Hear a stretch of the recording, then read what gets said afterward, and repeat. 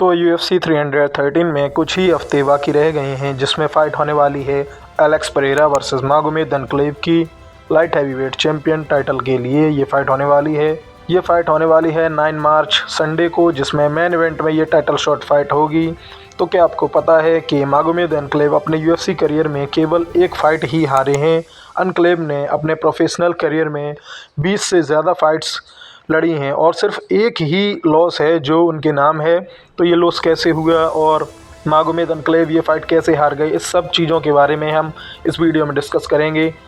और उससे पहले आप वीडियो को लाइक कर दें और चैनल को सब्सक्राइब भी कर लें, जिससे कोई भी UFC अपडेट आपसे मिस ना हो जाए। उम्मीद करता हूँ कि वीडियो आपको पसंद आएगी। तो ये बात है UFC फाइट नाइट 127 में मागोमेद अनक्लेव की फ़ाइट हुई थी पॉल क्रेज़ के अगेंस्ट, और जिस फाइट में पॉल क्रेज़ ने मागोमेद अनक्लेव को हरा दिया था।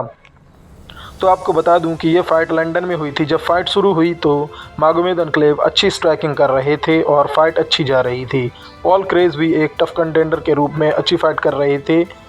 जब तीसरा राउंड शुरू हुआ तो दोनों फाइटर्स की तरफ से ग्रैपलिंग गेम शुरू हुआ, जिसमें पहले पॉल क्रेज़ ने एनक्लेव को अपनी ग्रैपलिंग में फंसा लिया था, लेकिन एनक्लेव भी एक अच्छे स्ट्राइकर के साथ साथ अच्छी ग्रैपलिंग भी जानते हैं, तो एनक्लेव ने उनकी ग्रैपलिंग से निकल गए।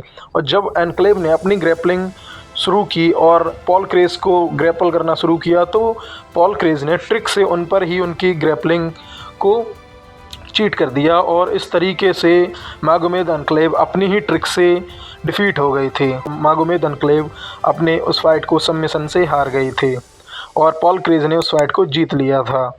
अनक्लेव खुद की मिस्टेक से ही फाइट हार गए थे, क्योंकि उनकी ग्रैपलिंग में जो मिस्टेक हुई थी उसका फ़ायदा पॉल क्रेज़ ने उठा लिया और एनक्लेव को सबमिट कर दिया था।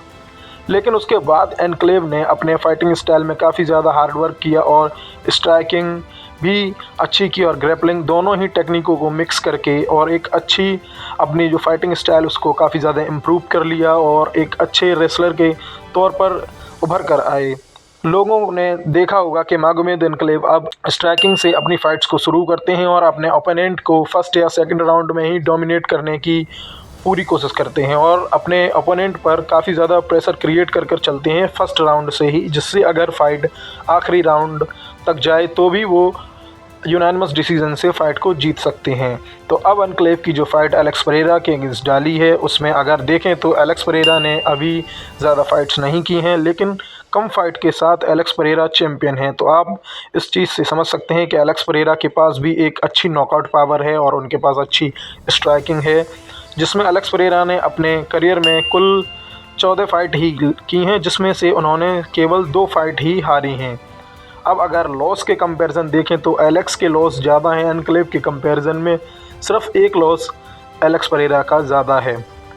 लेकिन मागोमेद अनक्लेव ने 20 फाइट जीती हैं अपने करियर में, जो कि एलेक्स परेरा की करियर की फ़ाइट से ज़्यादा हैं। तो मागोमेद अनक्लेव की विन्स ही उनके ओपोनेंट एलेक्स परेरा की टोटल फाइट से ज़्यादातर मागोमेद अनक्लेव की विन हैं।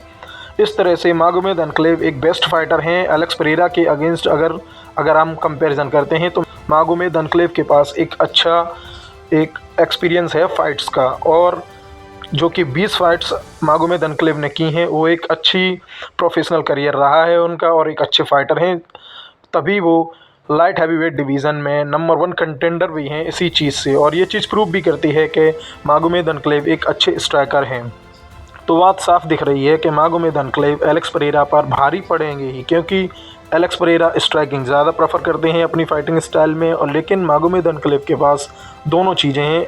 जब मागोमेद अनक्लेव ग्रैपलिंग और स्ट्राइकिंग को मिक्स मैचअप करते हैं तो उनकी फ़ाइट्स एक अनदर लेवल ही है, उनकी स्किल्स भी। तो आप लोगों के अकॉर्डिंग एलेक्स परेरा वर्सेस मागोमेद अनक्लेव में कौन ज़्यादा परफेक्ट फाइटर है, ये बात आप कमेंट करके बताएं।